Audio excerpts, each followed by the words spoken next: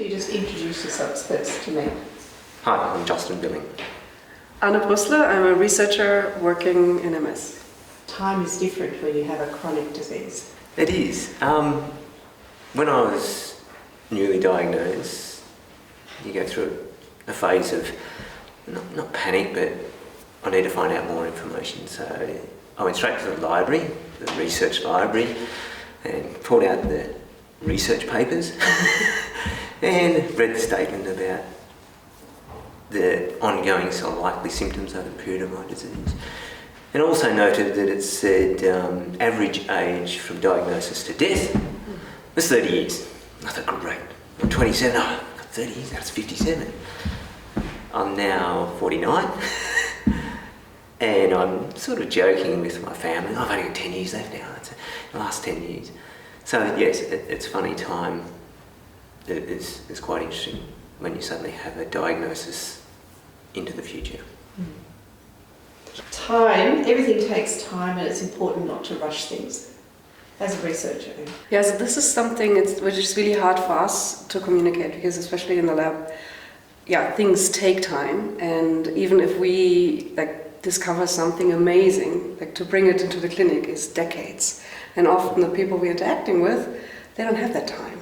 And to make sure that we are not raising hopes in too great extent, but also not downplaying our own research, it's a really tricky bit. So time is it all takes a lot of time. Yeah. There are other people who might say that things have to happen just as quickly as possible. I'm a scientist by background. My PhD's in animal ecology. As a scientist, I understand that. Yeah. As a scientist, I understand the process. Any research takes time. You've got to test the research and double check and have your blind tests. And so for me, some of my views, therefore, are biased, or if you like, based on my scientific knowledge, and less so emotions. Yes, there's emotions in there, but I understand the scientific need to do research, to evaluate, to analyse, and that takes time. And in some ways that puts me in an easier position to understand where things are going, and therefore be a bit more relaxed about, I guess, quality of life rather than a cure. And I guess my views are strongly towards that. And that's probably easy because my symptoms are not as pronounced or not as advanced as some others are. There are people who will say that science and personal experience both are important in contributing to knowledge. What's your view on that? Yeah, absolutely. Yeah. So it's not necessarily that it goes against each other, but often I get anecdotes about, but it helped me to do this or that, and this is not that it's science-based statement. So there it might be clashing, but it's a matter of perspective, no? Both has its merits, and we just need to make sure that we keep them separate and not taking a one-off anecdote as scientific evidence. Yeah. That's my take on it. Yeah, I would agree. There is no silver bullet with this, and while you have your framework of your hypothesis that you're testing, there's going to be enough variation across the participants, across the patients, the people with MS, that you have to consider the individuals as well. There's got to be some subjective information to help with the objective analysis. There are people who will say, look, there are things that are outside science with MS and with many complex chronic diseases. I think say that to both of you. There are things that science can't explain right now. Is that, how do you respond when you hear that out? No, I agree. I mean, especially with MS, because we really don't have a biomarker. We have tools to monitor progression, but they are really crude. So I believe if somebody, I'm not a medical doctor, but if somebody tells me I'm not as good as I used to be, or I'm not feeling as good, or this is odd, so I think that has merit, absolutely. Yeah, there's more than what we can measure in a test tube or on the MRI. Yeah, absolutely. Yeah, and when you first mentioned that, you said things that science knows and then things that are outside. For me, doesn't mean that science doesn't know it. Science doesn't know it yet, if you like. We need to find out that there are other things. And yes, science may and probably will eventually get there on different things. It may never get there on everything. But there is certainly information we don't know, but we are working towards it, and I think science is the only clear way to get through that. Some people with MS make choices around their own bodies and medications and approaches that can sometimes be perplexing for scientists. So one of the statements that we've got about is, in that statement is, I am responsible for my own risk, and that those choices that I make. Yeah, I agree. And look, again, it's interesting, the scientist in me wants to know more, and not know more from a cure. From a physiological point of view, I've got so many questions, and I want to speak to a physiologist, because I've got enough of information to be dangerous probably, so I make up ideas, but I want to qualify those, check with those, and I'm always, trying to work out how do I do things differently or better. And one example is my vision. I realised sort of 2 years ago started to deteriorate as my body temperature increased. And it wasn't my surface temperature, but it was my core temperature. And when I was riding, so the first 10 minutes as my temperature warmed up, it slowly deteriorated. But then I noticed at about the half an hour, 40 minutes, it started to improve again. So physiologically, what's happening? My body temperature is increasing at about the 20-minute mark. I'm starting to sweat. My body's going down because of the sweat. Is that true or not? I know enough about it. It's probably something like that, but I don't know enough. And so for me, I make decisions on, okay, my wife says, you should stop riding. No, it's fine. If I keep my temperature cool and I ride slower, it's a manageable thing. OHIOH syndrome, I think it's called. And so for me, it's testing those boundaries. It's, the lifestyle that you don't want to give it up. I've known people with MS who have lost their vision. One gentleman in my early years of diagnosis was had the choice. He could stay on cortisone and retain his vision, but die younger, or he could go off cortisone and live vision impaired for the rest of his life. And he chose to go blind, so he could be around for his daughter's future. And those sorts of things, you think, okay, we are making decisions on individual basis, and we will continue to do that despite the best available information. There is no logic in some ways. It is people's views and opinions. Can I ask you? Yeah, so I think that's on a daily basis, and like the examples you gave, I think that your example, it's absolutely, that's your call, no? His example was informed by his doctor, by his neurologist, and by the evidence, no? So then I think it's really important to take your own decisions and not that you be too influenced. You know yourself best, but what I get really, really anxious is if people decide, oh, I'm feeling fine, I'm not going to go on treatment, and then take away all this kind of evidence which is there and say, I don't care because I know I'm fine. So there's certain scientific evidence we need to bring in account, and for me that's really scary, like listening to people saying that. Yeah, and that's when their emotions really do come into it. And again, in my situation, I was on beta-furin, an injection every second day for 15 years, and I had no relapses after the first 18 months. My mum never believed I had it in the first place. Oh, you don't have MS, you haven't had relapse.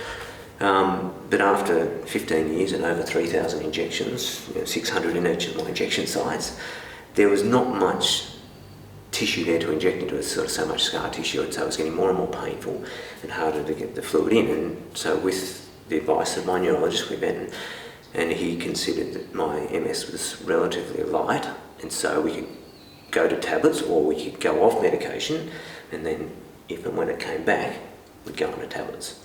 So we did that. It was an educated decision.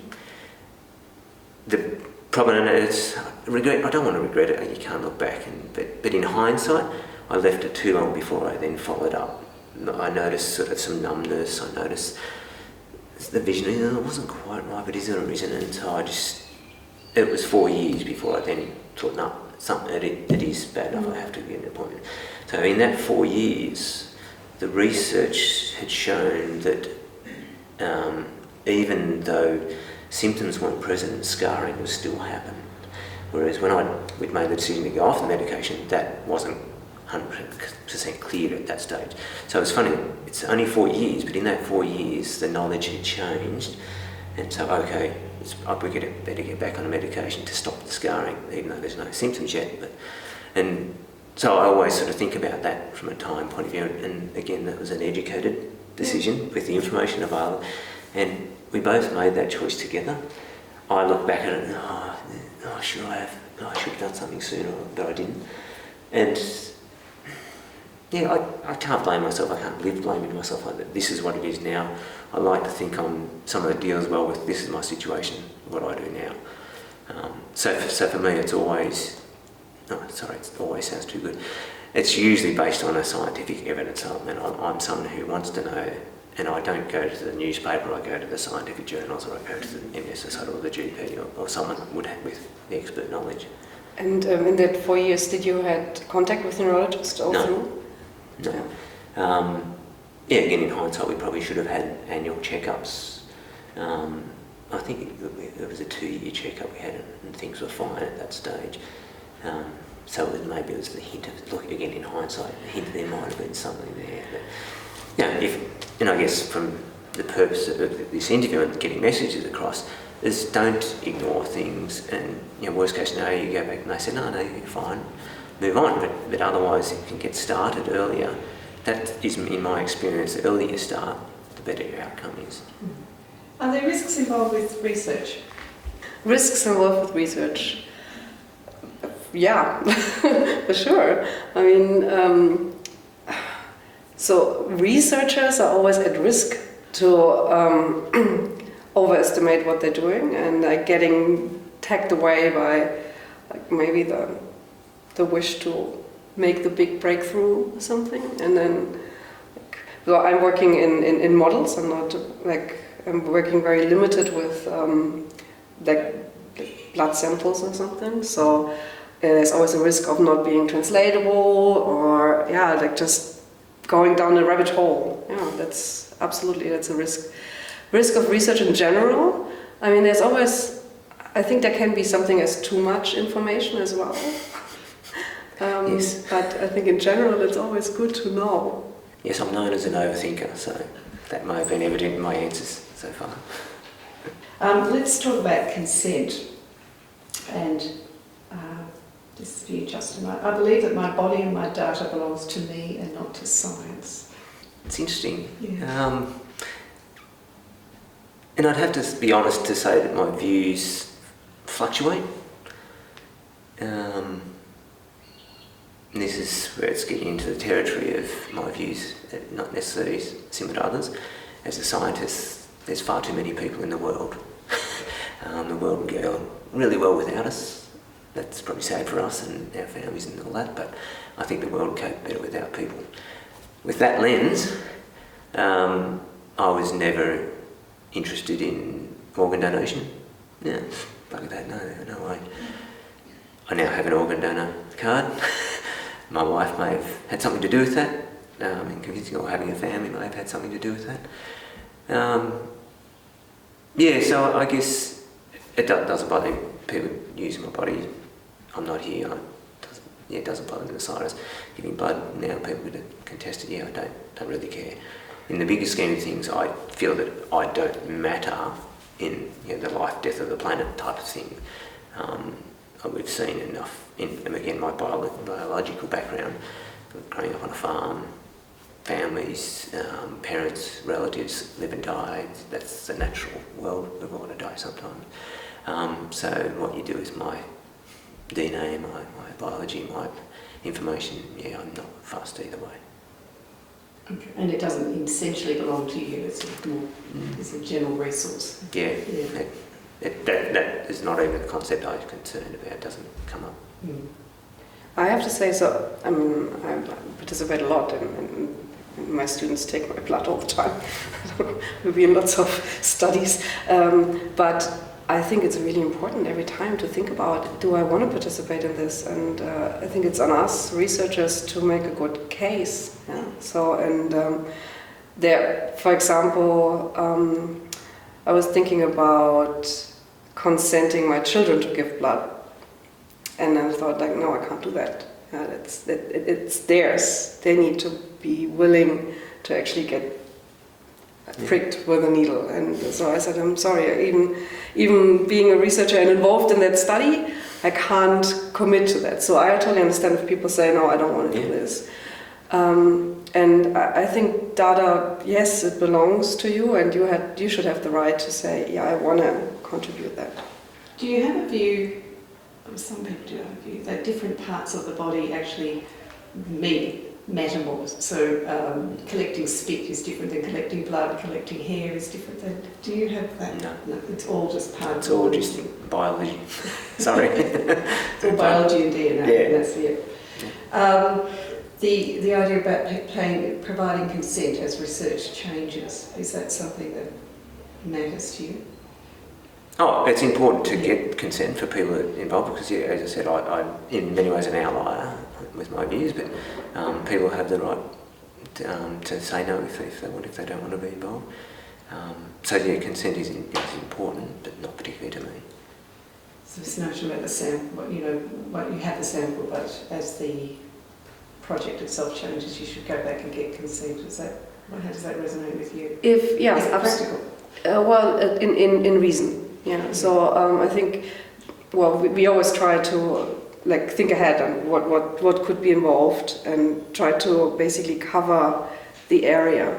But if it goes outside the area, absolutely, yeah, we need to reconsent. And it's the same with, I mean, of course, if samples are already in a study, it's really hard to distract them and take them out. I think that's unreasonable. But I think people also change. If they say, no, I don't want to do this anymore, then they need to have the right to say, yeah, I retract my consent. I think it's, so not only research changes, also circumstances changes. Yeah. And there are legal ramifications anyway, aren't there, that you have to get permission, so a moot point maybe or not. Yeah, yes, although sometimes if people are given their blood and it's been historical, there's this issue about what you do with that. Oh, right, okay, yes.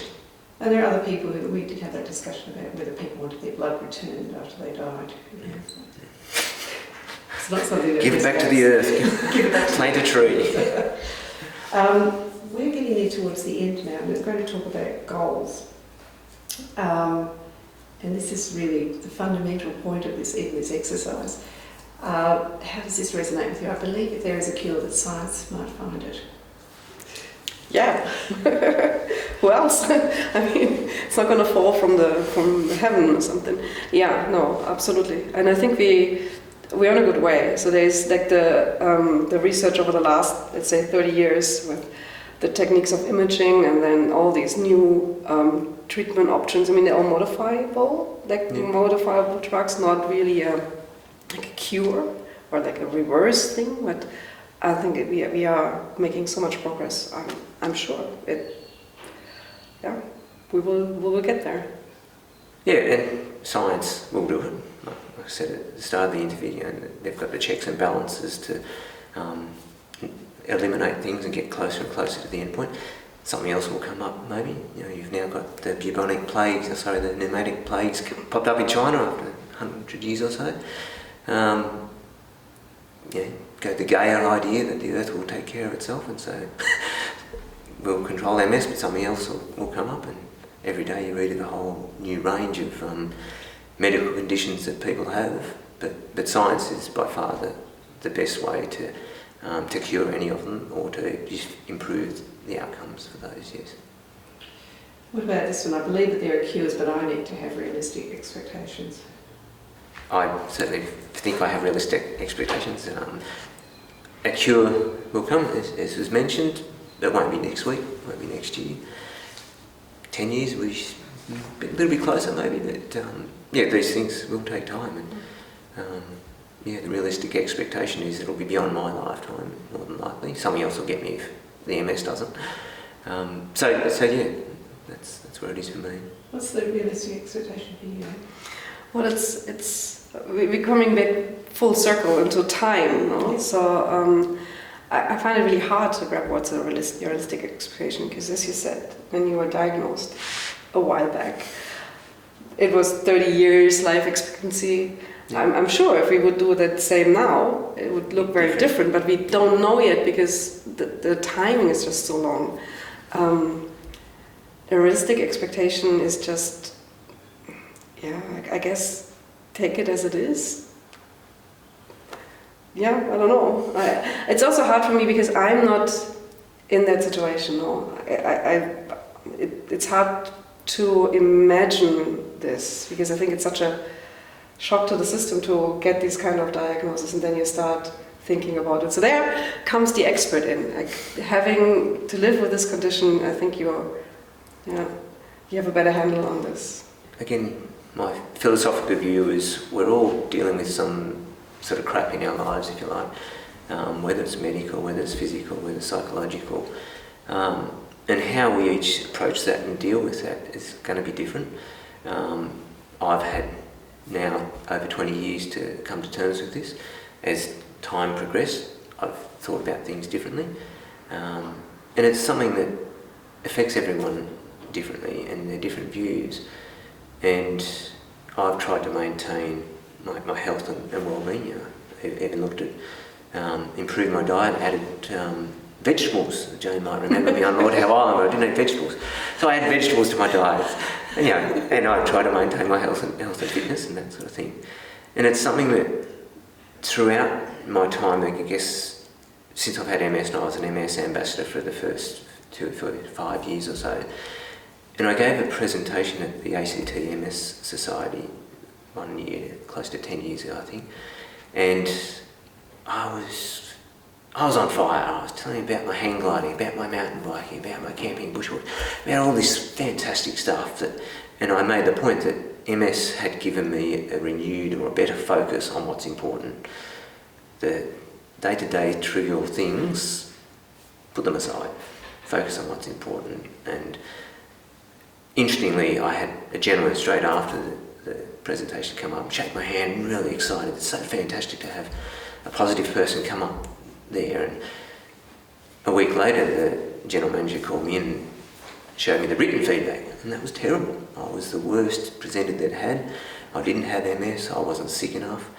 And it made me realise that, thinking back on the audience, they were in their sort of 50s and 60s. So they'd either had MS for a long time and without medication, or they had newly diagnosed children who weren't reacting as well as me. So I think, and so it made me reevaluate that first year when I did all the research and looked at all the expert journals up. And so 30 years back then, that's the information they had. And that information was without medication. We're talking 97, 98. And so the drugs had only been available in America, I think, since the early 90s. So in Australia it was sort of less than that. And so all those prognosis that I was reading about was without the knowledge of how do we react to this medication? Does it, in 10 years' time, whip back, or does it actually get better and better? So I know my end point. I am going to die. I am probably going to die with some form of disability as well. But I don't know when, and I don't know how soon that will come, and I don't know what the trajectory between them will be. Will it be a sudden stop at the end, or will it be a slow progression? With the medication, we just don't know. There isn't the information. So, yeah. It is coming completely back to time, isn't it? Yeah. This is our last one. I believe alleviating my symptoms, I know you've sort of answered this, I believe alleviating my symptoms and improving my quality of life is the most important compared to a cure. Yes, yeah, for me it is. And that's almost a daily basis. The pins and needles, I haven't felt my feet in 6 to 12 months, or sorry, 12 to 18 months now. Feels like wearing woolen socks, big thick woolen socks, 24 hours a day. That's my new norm. That's, yeah, if my eyes is more important than that. So yes, for quality of life, I want to be able to keep driving, I want to be able to keep riding, that sort of thing. So maintaining my eyes is the quality of life side of it, so I'm not expecting a cure. But then even within my symptoms, some I don't care much about, others I do.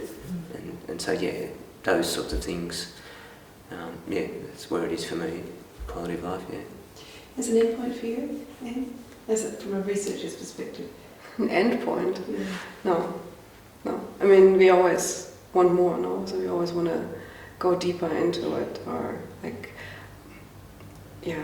I mean, the end point would be, there is a cure, and everybody who gets diagnosed, it's not a problem anymore. We just give that pill and that's done. But I mean, it's not going to happen in my lifetime. And then I would do go to the next frontier. No, so there's no end point. Retirement, maybe, if we ever get reach it. A new project, that's right. New funding, new report, new papers. That's the end of the interview. Is there anything each of you like to say? It's been good to be involved. I don't know whether I was expected to be worse, but it's been enjoyable, and I find talking to people, it opens your eyes up to different things, different perspectives, different views on things. As a scientist, finding out information, hearing others, getting their information, it's fun to be involved with. So no, that's the main thing. I don't have anything to add. I'm very happy to be here.